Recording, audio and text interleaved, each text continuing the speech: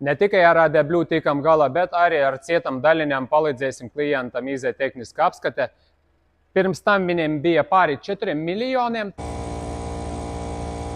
4,4 miljoni. Tagad viņam ir 280 000 stabili. Atgādināšu visiem, ka mums aparāts ir tāds pats kā tehniskās apskates. Šeit Rīga mums pārbauda.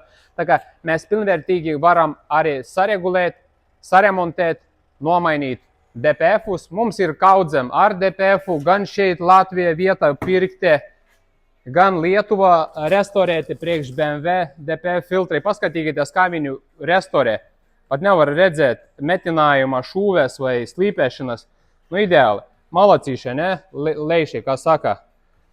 Tur arī vēl šitādas trūbas ir lielas, kur tiks montētas iekšā mašinam, lai varētu vienkārši iziet tehnisku apskati un būtu labas cietas daļnes. Mēs jau esam iztestējuši un uzstādījuši ļoti daudz DPF filtru.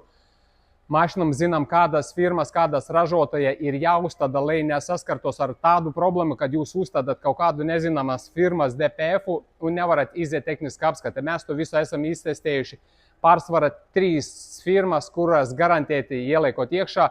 Nu, pārsvarā mēs liekam 2, un 3 ir restorēta, Lietuva restorētus DPF-us. Viņi stopudovai jebkādai mašinai kodu un ar visām kupošiem, eļam, degošiem, viņi aiztur to visu un tad cietas daļnieks iekļuvies. Tā kā arī šitam Mercedesam mums izdevies visu sakārtot, stabili tagad notiek pārbaude 371 sekunde, viņš rūc uz vietas un 274 000 cietas daļnieks. No 4 miljonam vai bija 4,4, tulītās ielikšu video, redzēsiet, pāri 4 miljoni.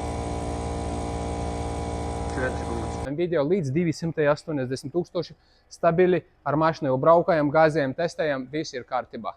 Tā kā tiekam galā ar ADBlu sistēmu, gan ar DPF, gan ar cietam daļiņām varam palīdzēt, gan ar jaudu, ar jaudas stenda mērīšanas, ar diagnostiku, ar datalogiem, bet runājot, atgādināšu visam tieši par tam cietam daļiņām. Nav brīnuma līdzekļa. Ja motors ir beigts, vai sprauslas nemiglo, bet, kā saka, pil vai čuro, vai drusciņ eļu ēd motors, kaut un jūs to neievērojat, bet motors nav jauns, tur neko nesaregulēs ar diagnostiku, tā ar programmu, neko neizdarīsi. Var izdarīt tikai tad, ja motors patiešām ir ļoti labs, un tad tas ir iespējams, bet ja kaut kas nav tā, nav iespējams to izdarīt, jāliek kaut kāds DPFs vai vēl kaut kas iekšā, lai jūs dabūtumēt to tehnisku apskati un vismaz varētumēt braukāt uz darbu, uz bērnu dārzu, vēl kaut kur, kā jums vajag. Ja. Tā kā šitai mašinai ADBlu vairs neapstādinās mašinu, viņu nenoslēpies kaut kur ceļu malā, problēmu vairs ar to nebūs. Un ADBlu atprogrammēšana neietekmē tehniskas apskates iziešanos.